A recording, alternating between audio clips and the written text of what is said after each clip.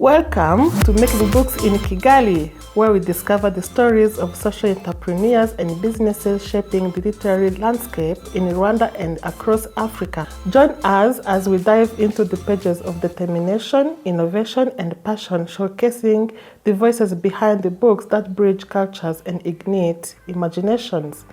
Get ready to be inspired by the unsung heroes of the Rwandan and African book publishing sector right here on Making Books in Kigali.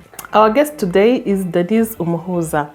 She is an appreciated children's book author and co-founder of Agati Library. She will share with us her experience creating a community library with her friends 5 years ago and the impact of their community library in their community and district. Hi Denyse, thank you so much for joining us. Thank you very much, Kathy. I'm happy to be here. Yay, I'm so happy to have you here.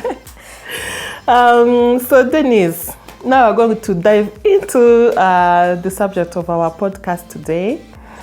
Can you share with us the story behind the creation of your children's community library? What inspired you and your friends to start this initiative? And what were some of the challenges you faced in the beginning?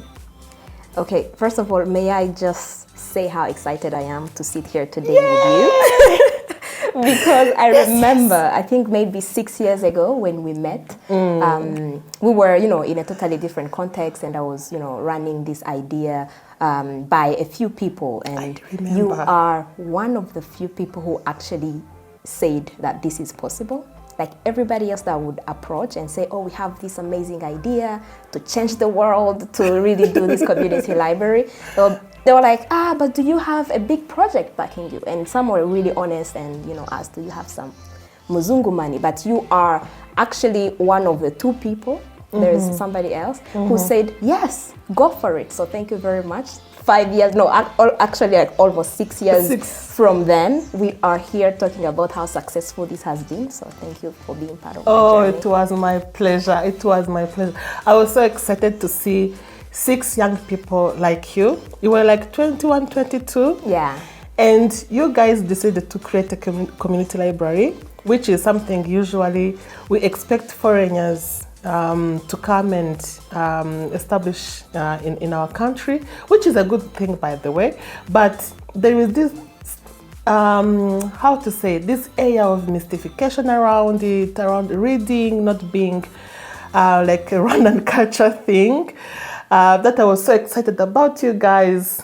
Yeah, you see, they can make it, and we'll prove that they can make it. So we did. Yeah, thank you very much. Anyway, back to your question. Yes. You asked about our story and what are the challenges that we've faced along our journey. Do we have 2 days for this podcast so that we can go through everything? We have many episodes with you. Because it's been quite a ride. It's been quite a ride. But as you have already said, I'm a children's book author. I wrote my first book when I was 18 years old. Probably that would be a different story. But my friends were actually teasing me saying, oh, we don't know your books.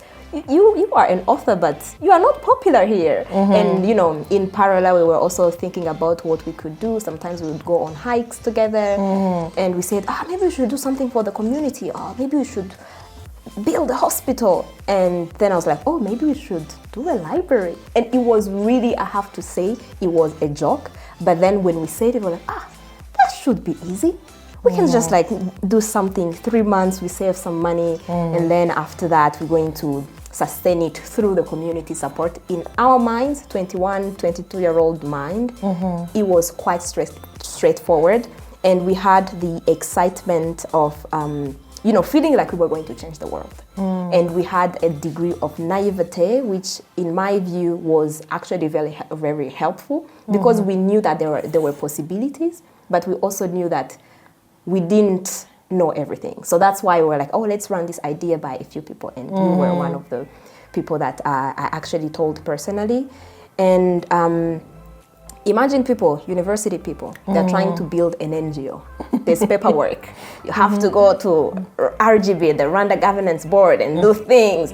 We didn't think about all this. Like, to start, we were like, let's just do this thing for the community. Yes. Growing up, we didn't have books around us. Personally, at home, I think I was privileged to know that there were books, but they were my dad's books. So they weren't my books. But I fell in love with the power of storytelling since I was very young. But I really understood the power that books and storytelling could have in the community. So when, with 5 of my friends, 6 of us, we're like, let's do this, and probably we can be able to share this with the world. And since then, the biggest challenge that we've faced has been to really bring our feet back on the ground, to really understand the reality on the ground. Because when we started, everybody thought we had Muzungu money. I have to tell you. Yeah. So for 3 months, we're like, let's do this thing, and the community is going to fall in love with the power of books. And we're going to ask parents to pay like a 10,000 Rwandan francs subscription per year. And if we get like 500 parents, it's going to be sustainable. And we thought that was our master plan. That was going to solve it. After 3 months, people did love books. Children came in huge numbers at the community library that we had started through our savings. There are a few people who also supported along the way. Maybe I can go through that probably later. But after those 3 months, people were like, I am not going to pay that money, because they believe that these are things that are usually pushed in the community when a foreign somebody is paying, and then they can just access it for free. Yeah. And in my community, I know my community, there are people who cannot afford 10,000 per year. Yeah. It's like now maybe $8. There are people who it's a lot for them. It's a lot. But we also know that there are people who can afford. Even those people who could afford were actually saying, I'm a successful business person. I haven't read, growing up. With such people. Yeah, Yes. So like getting our foot on the ground and to really try to understand that our community needs in the fundraising world, the language that the funders speak, has been quite a challenge. But let me stop by here, otherwise we're going to sleep here. No, it is very interesting actually. I could spend days just listening to your stories.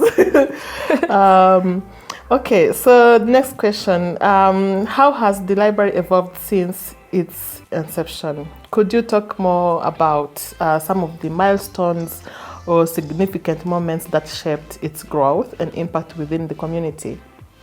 All right, so let me think of some of the big moments, because we have loads of them. Yeah, I know. When we started, the biggest milestone was actually opening our doors. Like I remember the date was the 15th of April, when we said we had painted the space yellow, and it was really beautiful. That was a big thing. Yeah. The other was when we did what we call the grand opening. It was like 3 months later, after we had done a reach out and the community support. That was the first day that I saw the power of community. We're like, we did this thing, but people actually love it. So that was also something that really helped myself and my team at Agati Library to see that we are in this together. The other is it was right during COVID, because it was a really hard time, not just for us, for anybody really during COVID, when we were trying to raise money to run a community library and everybody was home. Nobody wanted to give money to people on that, but we had to strategize, and we got an opportunity that I believe was like a door opener that allowed us to be on the path that we are on right now. So we said everybody is home, and we know we are 23-year-olds at the time. There's so many things that we don't know. We just do everything ad hoc. We don't have a strategy. Yes, we've done the paperwork, but we need something. We actually realized we needed coaching. So we enrolled in an incubator that really allowed us to get our things together. So it helped us to really understand, have a grand vision and understand our mission as a team, and also plan for our future. Where do we want to go? And then along the way, which strategies can we implement to get there? And I remember after that incubator program, we actually got our first grant. because we had, before that, we had tried to apply, and we're university students. We didn't know like the language that funders speak. Everybody would approach with a proposal. I have to admit, it was a bit, I don't want to say poorly written, but it had a long way to go. They were like, but which other grant have you managed? How can we trust you? And we're like, but give us the money, and then others will trust us. But I remember after that incubator program, we actually got a grant from that organization that was doing the incubator program. And then everybody else that we would approach would be like, oh, we have this grant that we've managed. And that was really a big moment for us. And the other was when we scaled up our programs. We did that 2 programs. We love all programs the same, but I have 2 favorites. The mobile library that actually allowed us to do. I love that one. It makes the 2 of us because we knew that we were the first community library in our area, but there are people and kids who can't walk all that way. So we did like an outreach program to get into these communities that are hard to reach, and we currently do it on a weekly basis. So that was, I was like, every time, like on Saturday, even this Saturday, we have a program. Every time I see that project, I'm like, our journey was really worth it.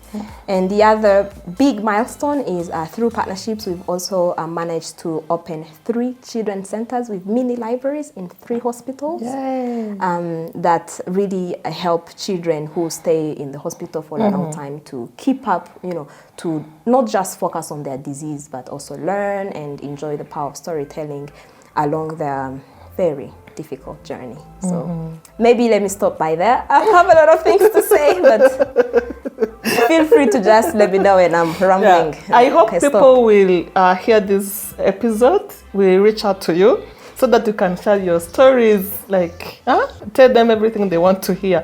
Because I can assure you, Denyse and her team, like her colleagues, they have a lot to share. And you are just inspiring. Thank you, you're too kind. Yeah. So Denyse, your outreach activities and partnerships with the hospitals, children's wards are truly commendable. It's so noble. Can you elaborate on how these initiatives have enhanced the library's impact and reach? Are there any specific success stories or memorable experiences you'd like to share? Sure. Specifically on the children's centers, the mini libraries that we have in hospitals, this is an audience that's very often overlooked. We just see health as healthcare as a standalone thing, but we don't actually understand like the mental strain that these kids are going through when they're at the hospital, and that there are kids who have huge ambitions, big interests, and some of them get to stay there for like months or years.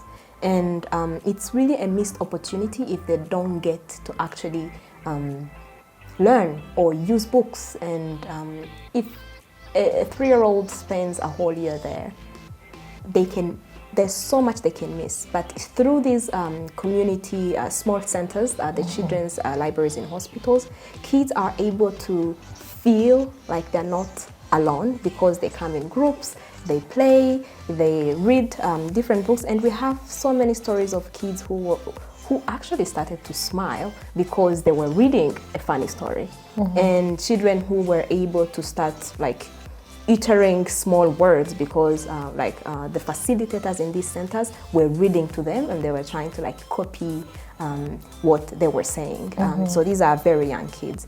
And we also have stories of kids who started really understanding that, because sometimes children can throw a book maybe to a wall, but you see that a kid who was like that has actually started to appreciate the value. They're like flipping the pages. And this has been, to me personally, seeing that those specific examples is one of the things that make me believe that our team is actually on the right path. It's so hard for me to not talk about the mobile library because it's sort of similar to that, because it also considers audiences that are hard to reach. So yeah, let me just stop by here and because I have so many things to say. Yeah, you know what? Some people tend to tell me that, oh, you love too much Agati Library. But to be honest, it's because I relate so much to what you do. I was a medical teenager, and so I can relate very much to the experiences, like life at the hospital, because what you do humanizes the lives of those children at the hospitals. So there is another life, other experiences they can have on top of receiving medical care, etc., which can be straining on their mental health. So I don't know. I just love so much Agati Library. We love you too. Yeah. And let's talk about sustainability now.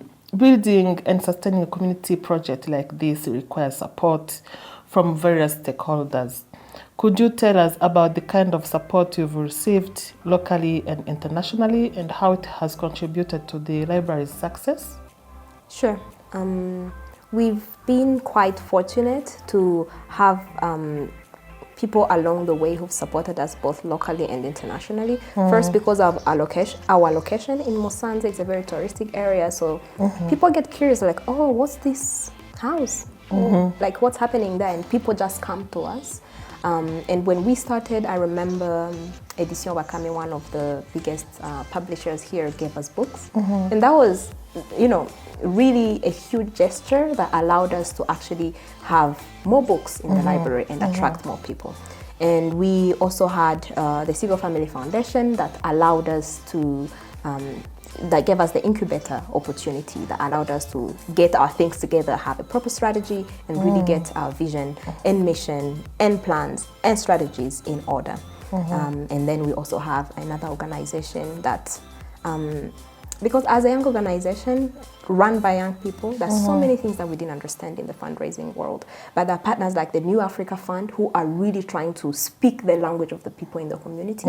And we were part of their first cohort when they were starting off. So they've really allowed us to also, it's a funder that said, what do you need? I want you to help you understand where you want to go. Then we will give you money to try and do that. Instead of, pointing a finger at you and say, I want you to do this. This is restricted funding. So they gave us unrestricted funding to really respond to them. You. Yes, trust. They were so big on trust, and they've really given us some breathing space to say, actually people believe in what we do, and let's see how we can best use these resources to propel ourselves to this vision that we had now, created, which was clearer.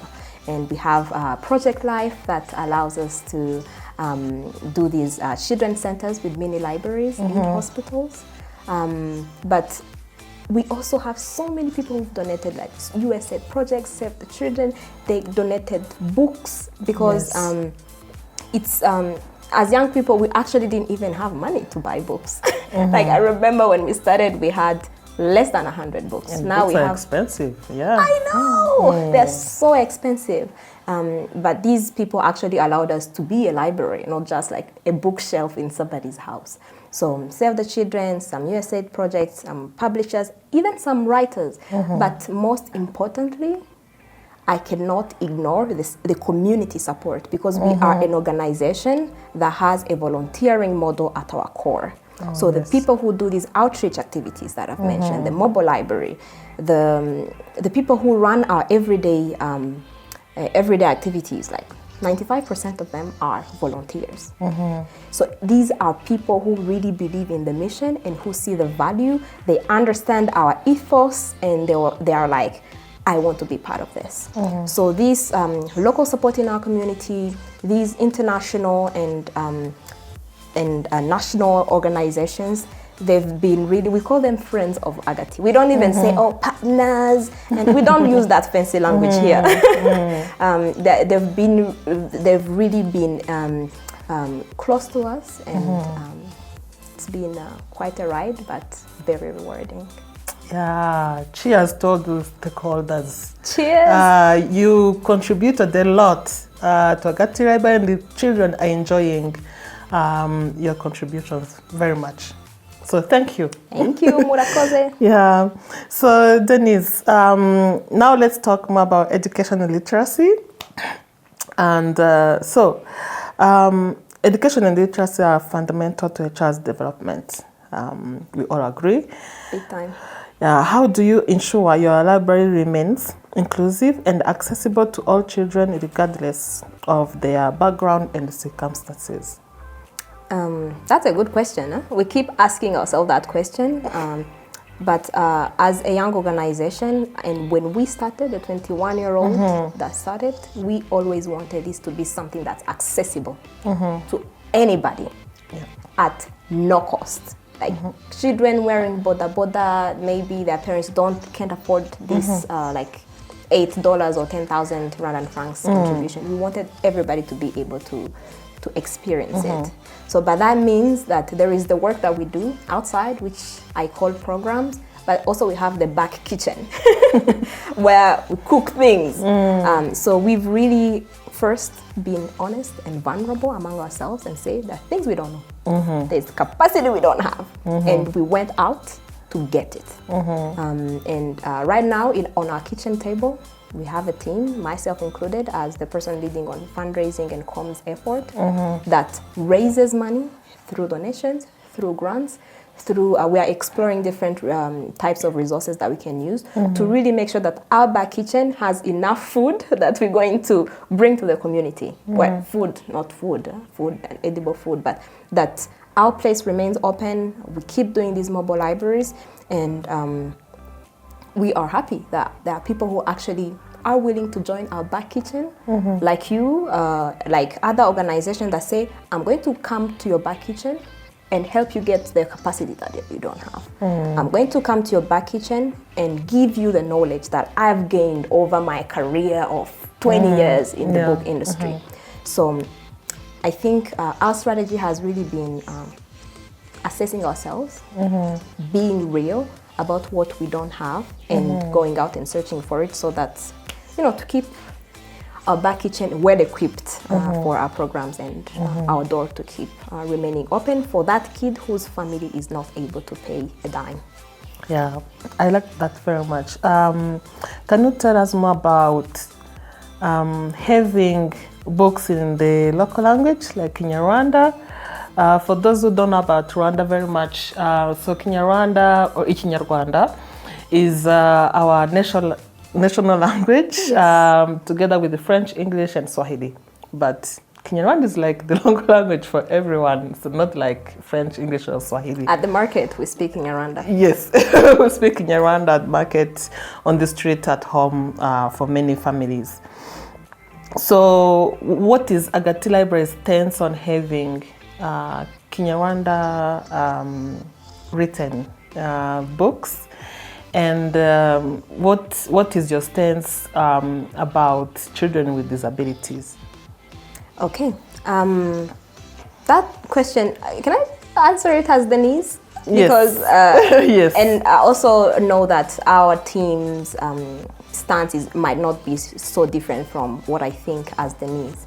But having Kinyarwanda books on our shelves is super helpful, because it's so important for a kid to have a positive experience when they first pick up a book for the first time. So when a kid is able to read a story and understand how funny, how complicated the story is, or to be read to and understand what it is, instead of wondering, but what does this word mean?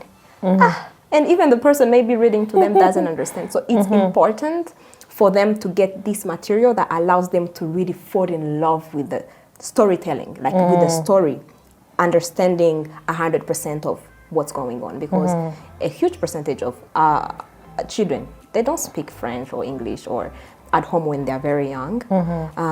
And it's important to also have these English books, and we have so many, but it has been a bit of a challenge for us to get enough titles, because these mobile libraries that we go to, and the people who come to the library, many kids say, but I've read all the books in Kinyarwanda, do you have more?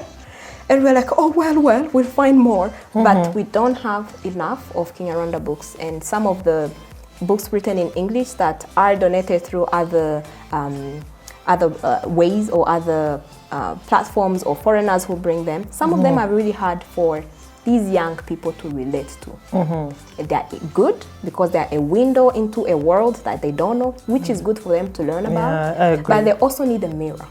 Kids need to see themselves in the book, and that cannot be done more. There's nothing that can do that more than a book that a kid understands in their mother tongue. Yeah. Yeah. In a language they speak and understand. Yes, exactly. Thank you so much. Disabilities? Yes, and for kids with disabilities, we have a few books in Braille at our library.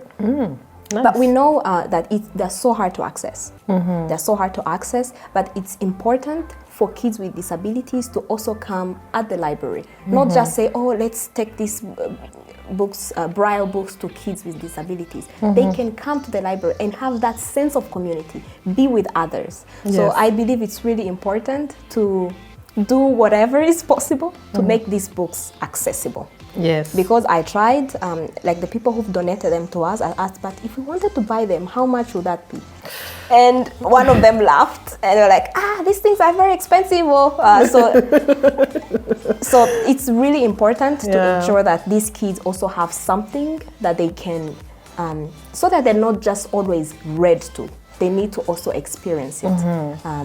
And also for spaces like ours is somebody in a wheelchair because we did some pavements because we realized it is accessible, your space. Yeah, it wasn't always like that. But we realized that there was a time we had people with disabilities.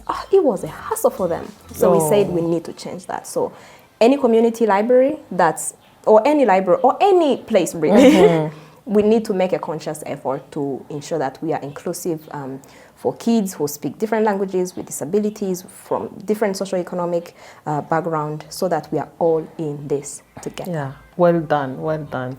I really hope to have an episode on inclusive education or inclusive reading soon, because I think it's so important, but also for people to realize the obstacles that are there to make these accessible materials available and accessible to children who need them. It is not that easy, but it is possible. We can do it. With willingness, nothing is impossible. There are people who are trying already, and we'll get there together in this. So last question. I don't want it to end, but time is not on our side. Anyway, so looking ahead, what are your hopes and aspirations for the future of your community library? And how can individuals, organizations support your ongoing efforts to empower children through literacy and education? Any final thoughts on how our listeners can partner with Agati Library? Sure. My hope for first, my community, not just my community library, is that any community can have a space where kids go and access books for free. Like beyond the classroom setting, kids don't just need to read books because there is an exam. There is so much power in the storytelling, in the stories that kids read. So I really hope that any community in Rwanda has an outlet that allows kids in that community to be able to access that. I know a lady who has the same dream. I hope you guys, maybe we connect you in the future. Yes, she has please. the same dream. She's like an Amazon, and she's much older than us, but she has the same dream. Yes, please go on. Yes, and then my hope for my community library, one is sustainability.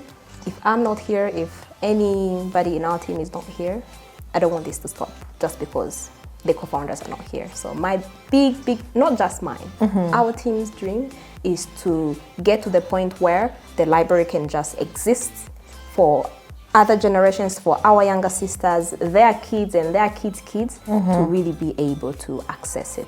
And then for anybody who would like to partner or to support our work, first of all, you can go on www.agatilibrary.org. There you're going to learn more about our story. You can write to us. There is our email there. But you can also donate because we run through people who actually believe in our work. If you like what you see, click on that donate thing and we will get your email and we will be friends forever.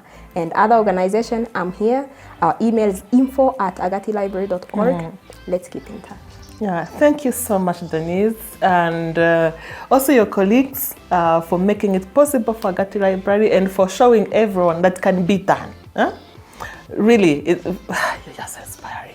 Anyway, we will share the links to all your social media platforms, websites, how to contact you on LinkedIn, on everywhere. So guys, please contact Denyse if you want to support Agati Library or learn more about them. Yeah, so this is the end of our episode. Thank you so much. Thank you for having me. You will come back, right? Yes, anytime for you. We have so many things to talk about. Yes. Yeah, so starting by the end of February, we will have a 3-episode series in anticipation of International Women's Day, where we will showcase 3 profiles of 3 remarkable women.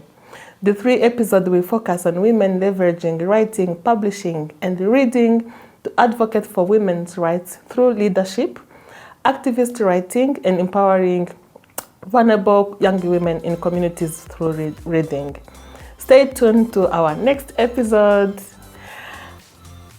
Now that you've glimpsed into the vibrant world of Rwandan writing space and the entrepreneurs shaping its future, it's time to be part of the narrative. Support these incredible voices by exploring their works, sharing their favorite reads, connecting with authors and publishers we've featured. Visit our pages for more exclusive content, behind-the-scenes stories, and updates on upcoming episodes. Join the conversation on social media using #MakingBooksInKigali. Together, let's amplify the impact of these storytellers and continue to celebrate the diverse narratives that make our world richer. Your involvement makes a difference. Keep reading, keep listening, and keep making books matter. Thank you for embarking on this literary journey with us on Making Books in Kigali.